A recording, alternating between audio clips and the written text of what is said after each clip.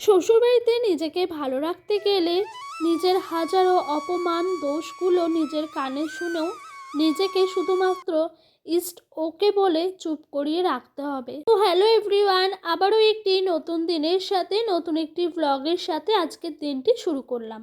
আজ হলো বুধবার, এখন বাজে ঘড়ির কাঁটায় ঠিক সকাল ওই 6টা মতন। এর আগে উঠে জানেন তো, কালকে রাতে ভীষণ শরীরটা খারাপ করছিল বলে ভয়েস ওভারের কাজটা কমপ্লিট করা হয়নি, তাই সকালে উঠেই আগে ওই কাজটা করে নিলাম। তারপরে এই দেখেন ঘর বারান্দাগুলোকে ঝাঁট দিয়ে দিচ্ছি। আর জানেন তো, আমাদের এই পাপোশটা না যখনই ঝাঁট দিই আমি এরকম করে এই বারুনটা দিয়েই ছেড়েই ঝাঁট দিই জানেন। তো ডোডো এখনও অবধি ঘুমাচ্ছে, তবে ও একবার উঠেছিল, ওঠার পর শুয়ে পড়েছে। তো সেই ফাঁকেই সংসারে কাজকর্মগুলো সেরে নিই। তো আপনাদের সঙ্গে কথা বলতে বলতেই দেখেন এই দিক দিয়ে ঘরটা ঝাঁট দেওয়া আমার মোটামুটি হয়ে গেছে। এবার বাইরে নোংরাগুলোকে পার করে দিলেই হবে। তবে জানেন তো, আজকে এই সকাল থেকেই বেশ রোদ্দুরটা উঠেছে। এই রোদ্দুরটা দেখেও মনটা একটু শান্তি হলো। জানেন, এখন ঘরে ইঁদুরের উৎপাত এমন হয়েছে কি বলবো আপনাদেরকে। হঠাৎই হুড়ুম দুরুম করে সেই বড় বড় ইঁদুরগুলো ঘরের মধ্যে চলাফেরা করে। আর আমি ডোডো দুজনেই চমকে উঠি জানেন। তবে এটা নিস্তব্ধ থাকলেই হয়। আর আমাদের ঘরে কিছুটা গম রাখা আছে, এর কারণেই জানেন ইঁদুরের উৎপাতটা এতটা বেশি হয়ে গেছে। যাই হোক, কালকে রাতে কিছুটা তরকারি ছিল, সেই জন্য জানেন তো এই কড়াইটিতে জাল দেওয়া হয়েছে। তাই আজকে সকালে বাসনটাও যেন একটু বেশি বেশি বেরোচ্ছে। যাই হোক, এই দেখেন এই দিক দিয়ে তুলসী মঞ্চটা ল্যাপাপোছা করছি। তবে জানেন তো, এই তুলসী মঞ্চটা ল্যাপাপোছা করছি সেরকমভাবে করিনি। কারণ কি বলেন তো, এখন তো বর্ষাকাল, কোনো রকমে করে দিচ্ছি। তবে গ্রীষ্মকালে জানেন তো একটু ভালো করে ল্যাপাপোছাটা করতে হয়। কারণ কি বলেন তো, না হলে মাটিগুলো ফেটে ফেটে যায়, দেখতে কেমন একটা লাগে। আর এই বর্ষাকালে বাড়িঘর নিয়ে আর কিছু বলার নেই আপনাদেরকে, আপনারা তো দেখতেই পাচ্ছেন কি অবস্থা হয়ে রয়েছে উঠানটার। কালকে উঠানটা রাগ করে ঝাঁট দিয়ে নিচে ঝাঁট দিচ্ছি, এত কষ্ট হচ্ছে, তার কিছুক্ষণ পরই এই গাছের নিম পাতাগুলো এত ঝরছে, আবার উঠানটা ভর্তি হয়ে যাচ্ছে। তবে কিছুক্ষণ রাগ করেই ছিলাম, তারপরে যেই ঝাঁটাটা নিয়ে ঝাঁট দিতে যাই তখন ডোডোর বাবা বলছে ঝাঁট দিতে হবে না, বর্ষার সময় কষ্ট হবে। আর জানেন তো, আমার না সি সেকশনে বেবি হওয়ার জন্য শিরদাঁড়াটা ভীষণ যন্ত্রণা করে। আর এটা কেন করে জানেন তো, কারণ এই এত বড় উঠানটা আমাকে প্রত্যেক দিন ঝাঁট দিতে হয়, সেই কারণে। তো যাই হোক, যে দিক দিয়ে আমি কিন্তু কালকে আর ঝাঁট দিইনি, ডোডোর বাবা বকাবকি করলো, রেখেই দিয়েছিলাম। তবে আজকে খাটুনিটা দ্বিগুণ হয়ে গেছে। যাই হোক, আপনাদের সঙ্গে গল্প করতে করতে আমার পুরোপুরি বাড়িটা ঝাঁট দেওয়া হয়নি, তবে এদিকের ঝাঁটটা মোটামুটি করে হয়ে গেছে। সকালে ডোডো ঘুমাচ্ছে, চিন্তা নেই, নিশ্চিন্তে সংসারে কাজ করছি। অনেকে বলে ছোট বাচ্চা থাকলে একটু দেরিতে ঘুম থেকে উঠলে মায়েদের কাজ হয়ে যায়। তবে জানেন তো, বাচ্চা বাচ্চাই হয়, ছোট আর বড় সে যাই হোক না কেন। আমার ছেলের 3.5 বছর বয়স, তবে আহামরি বড় নয়। তবুও আমার মনটা মনে হয় ছেলেটা আমার একটু বেশিক্ষণই ঘুমাক। এখানে আমি জাস্ট বাসনগুলো মেজে ধোয়ার জন্য ওইদিকে গেছিলাম। আর এই দেখেন, এখানে এই পাখিগুলো এসে না, যেই ভাতগুলো আমি ফেলি প্রত্যেক দিন খায়। আর আমি জানেন তো একটুখানি করে রেখে দিই ভাত, যাতে করে সকালবেলায় পাখিগুলোকে দিতে পারি। কটা শালিক পাখিও ছিল, আমার ভয়ে তারা চলে গেছে। আর এখানে এই পায়রা দুটো রয়েছে, এরা কিন্তু খুঁটে খুঁটে ভাতগুলো খাচ্ছে। সকালবেলা এই পাখিগুলোকে ভাত দিতে পেরে আমার ভীষণ শান্তি লাগে জানেন, যে কিছু তো আমি করতে পারি অন্তত এই ছোট্ট ছোট্ট প্রাণীগুলোর জন্য। তো যাই হোক, অনেকগুলো পাখি ছিল, সবগুলো চলে গেছে। এই দুটো পাখি আছে, এই পাখি দুটো জানে যে আমি ওদেরকে কিছু করব না, তবে ওই শালিক পাখিগুলো নতুন দেখলাম, তাই ওরা হয়তো চলে গেল। তো যাই হোক, পাখিগুলো ভাতগুলো খেয়ে নেক। অনেকগুলো ভাত ফেলে দিই জানেন এই টালিটির ওপরে, খুঁটে খুঁটে একটা একটা করে খেলো, বেশ শান্তিও লাগছে জানেন দেখে। এরই মাঝে আমার সংসারের কাজকর্ম হয়ে গেল, ব্রাশ করে এখন ঘরে ঢুকছি বাসি নাইটিটি চেঞ্জ করে নেব বলে। জানেন তো, সকালবেলা বাসি নাইটিটি চেঞ্জ করলে বেশ ভালোই লাগে। আর আচ্ছা, অনেকে বলে বাসি নাইটি চেঞ্জ না করলে নাকি সংসারে অমঙ্গল হয়। তবে এটা একদম ফালতু কথা, আমি বিশ্বাসই করি না। আমার কি মনে হয় জানেন তো, এই যে আমরা উঠান ঝাড় দিই, সংসারে আশিবাসি কাজকর্ম ধুলো ময়লার মধ্যে করি, এতে করে নেগেটিভিটিগুলো আমাদের শরীরে চলে যায়।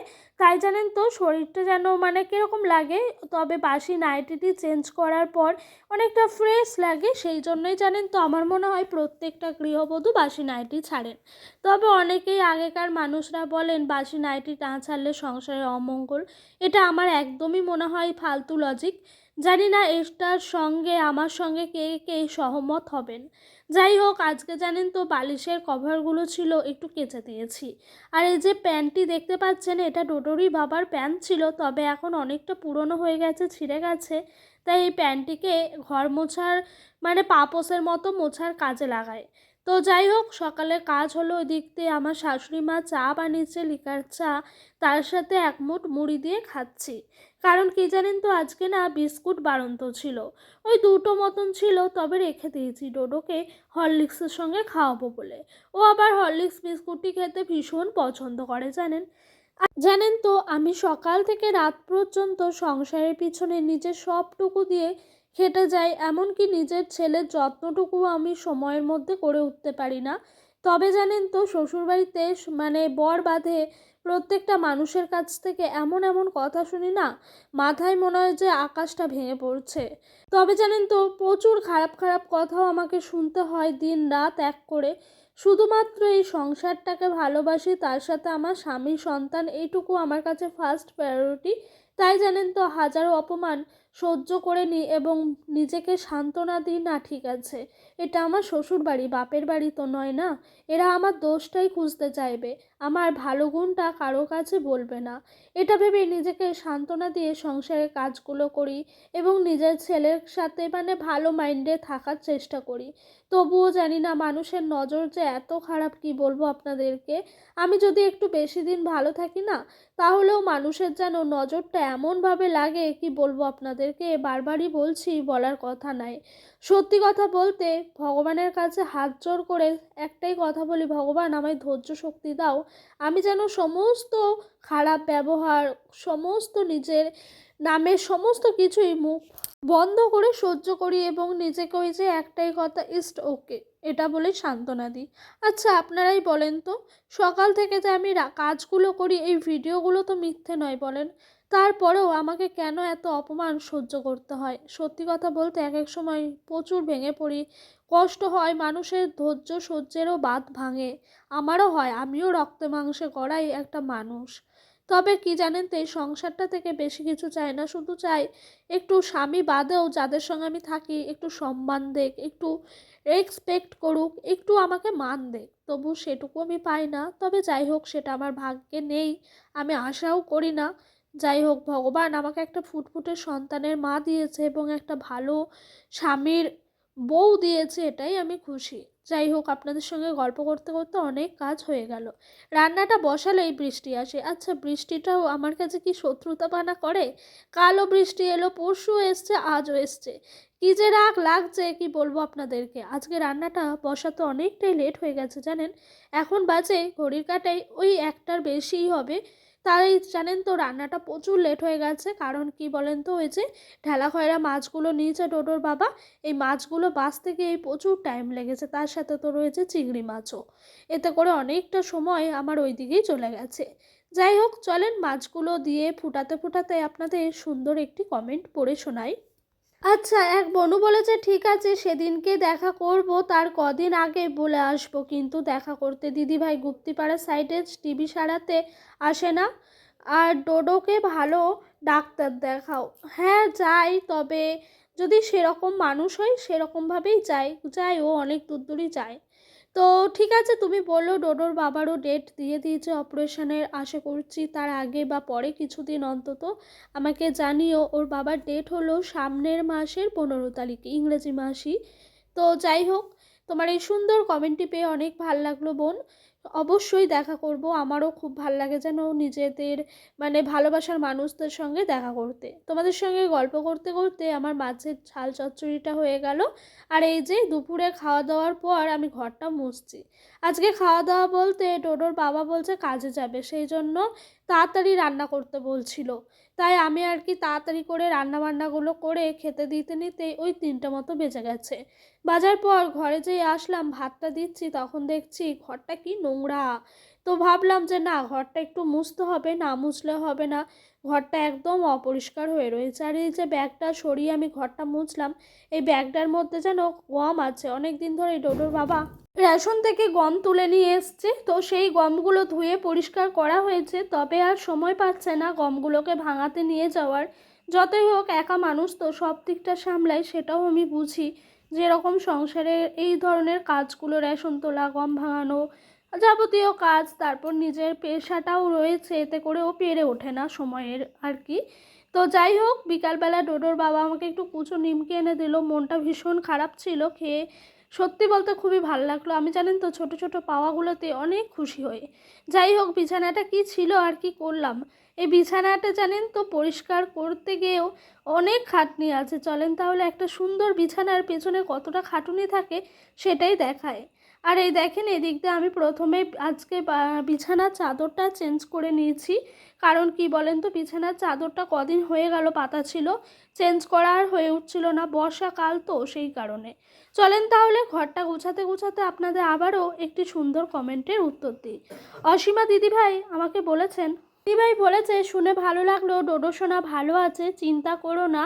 আর পিউ, আমিও একদিন তোমার সাথে দেখা করার খুব ইচ্ছা আছে। আমারও খুব ভালো লাগে জানেন তো আমার ভালোবাসার মানুষগুলোর সঙ্গে দেখা করতে। আর এই দেখেন, বিছানা পরিষ্কার করার পর বিছানাটা পাতার আগে আমি এরকমভাবে গিট মেরে রেখে দিই। এরকমভাবে গিট মেরে বিছানার চাদরগুলো পাতলে জানেন একটু নড়াচড়া করে না, এবং বিছানাটা যতটা টান টান পাতা হয় ঠিক ততটাই থাকে। তবে আমার বাড়িতে বাচ্চা আছে তো একটু হয়তো কুঁচকে যায় দিন শেষে। তবে জানেন তো, যাদের বাড়িতে এরকম বাচ্চা আছে বা বাচ্চা নেই তাদের পক্ষে ভীষণ ভালো জানেন। কেন বলছি, বাচ্চা থাকলে অবশ্যই গিট না মেরে রাখলে একটা চাদর কেমন হয়ে যায়। আগে তো আমি সারাদিনে 5-6 বার করে চাদর ঠিক করতাম, তবে এখন 2-3 বারই হয়ে যায়। আর জানেন এরকমভাবে চাদর পাতলে সত্যি বিছানাটাও অনেক টান টান থাকে, দেখতেও অনেকটা সুন্দর লাগে। আজকে কিছুটা বালিশের কভারগুলো কেচেছিলাম, শুকিয়ে গেছে, পাতলা পাতলা তো, তাই সন্ধ্যার দিকে একটু ভাঁজ করে নিচ্ছিলাম জানেন। আজ না দুপুরে অল্প করেই ভাতটি করা হয়েছিল, কারণ রাতে যতই ভাত ঠিকঠাক রাখি না কেন নরম হয়ে যাচ্ছিল।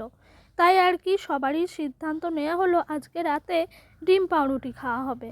তাই এই দেখেন, ডোডোর বাবা দোকান থেকে ডিম নিয়ে এসছে 4টে, 3টে পাউরুটি নিয়ে এসছে আর সস নিয়ে এসছে। তো আমি রাতের বেলা ডিম পাউরুটিটা আজকে করে নেব। প্রথমে বলেছিল যে চাউমিন করার জন্য, তবে আমি বারণ করলাম। আমি বলছি না, চাউমিন করতে হবে না, ডিম পাউরুটি করি, তাতে করে ডোডোও ভীষণ পছন্দ করবে। ও আবার চাউমিনটিও ভীষণ পছন্দ করে জানেন। তো যাই হোক, এই দিক দিয়ে আমি জানেন তো এইভাবে ডিম পাউরুটি করাটা ডোডোর বাবার কাছেই শিখেছি। আমি বিয়ের আগে ডিমটা চুবিয়ে করা শিখেছিলাম, তবে ডোডোর বাবা আমাকে দেখিয়েছে না এরকম করে করো, দেখবে দোকানে আর কি এরকম করেই করে। তো ওনাদের মতো পুরোটা তো আমি পারবো না, যতটুকু পারি ততটুকু করার চেষ্টা করছিলাম। সত্যি কথা বলতে ওদের হাতের যে একটা কায়দা, এটা আমরা পারবোই না যতই চেষ্টা করি না কেন। তো এভাবেই উল্টিয়ে পাল্টিয়ে দুপাশটা একবার একবার করে ভেজে নিচ্ছিলাম। খেতে কিন্তু দুর্দান্ত হয়েছিল জানেন, এটা আমার কথা না, বাড়ির সকলেই বলেছিল। তাহলে চলেন আজকের মতো এখানেই বিদায় নিলাম। আপনারা সকলেই ভালো থাকবেন, সুস্থ থাকবেন। আবারও ফিরে আসছি নতুন একটি দিনের সাথে, নতুন একটি ব্লগের সাথে। আচ্ছা, আমাদের এই ব্লগটি কেমন লাগলো অবশ্যই কমেন্ট বক্সে জানাতে ভুলবেন না। ব্লগটি ভালো লাগলে লাইক, কমেন্ট, সাবস্ক্রাইব করে আমার পাশে থাকবেন।